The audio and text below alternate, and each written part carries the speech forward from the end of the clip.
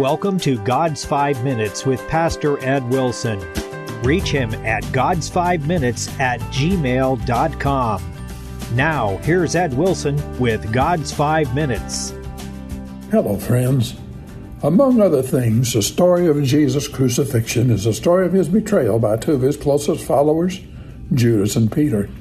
Concerning Peter, Luke 22 reads, "Then took they Jesus into the high priest's house. And Peter followed afar off. And when they'd kindled a fire in the midst of the hall and were sat down together, Peter sat down among them. But a certain maid beheld him as he sat by the fire, and said, This man was also with him. And he denied him, saying, Woman, I know him not. And after a little while another saw him, and said, Thou art also of them. And Peter said, Man, I am not. And about the space of an hour after, another confidently affirmed, saying, Of a truth, this fellow also was with them, for he is a Galilean. And Peter said, Man, I know not what thou sayest. No doubt Peter's behavior on this terrible night became the worst heartache in his life.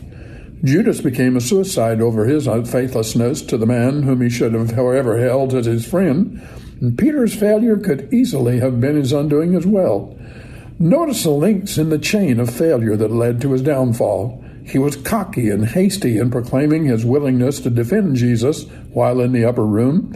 He would have done better to recognize that if Jesus said all men would forsake him, he knew his word had never been wrong.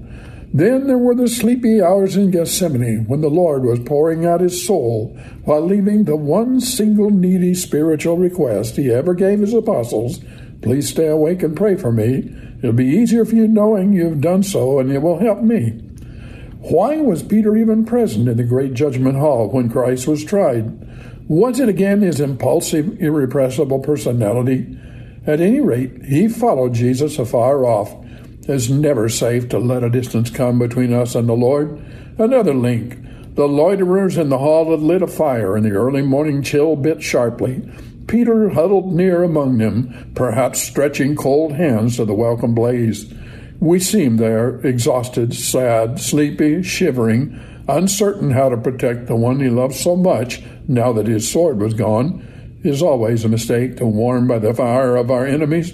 Peter's hands may have been warmed, but the hearts of those there were cold indeed toward his soul. Jesus had prophesied at this moment and told Peter he had prayed for him that his faith fail not. Did it waver under the weight of the day's stresses? Is there to be found in his hasty denials of the charge that he was a follower of Jesus a hint that he felt the chill of doubt frost his spirit? Satan's no gentleman. He is quick to take advantage of weariness or illness, merciless when we are least able to defend ourselves. Peter needed Jesus' intercession, and so do we. The other Gospels tell us how those who spoke with Peter told him his accent proved that he was indeed a disciple, for it was Galilean.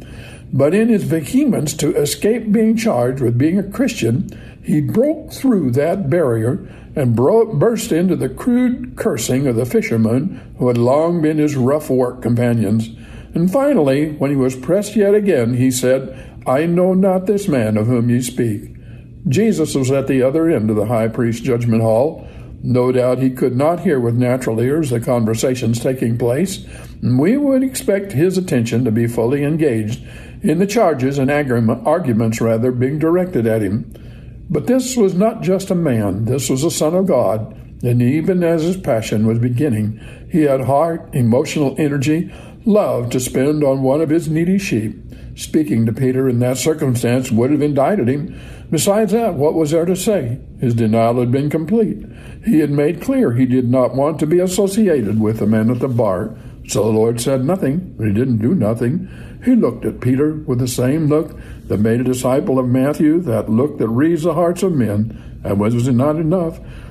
No words were needed. Peter wept bitterly. Friend, that same Jesus is looking at you and me.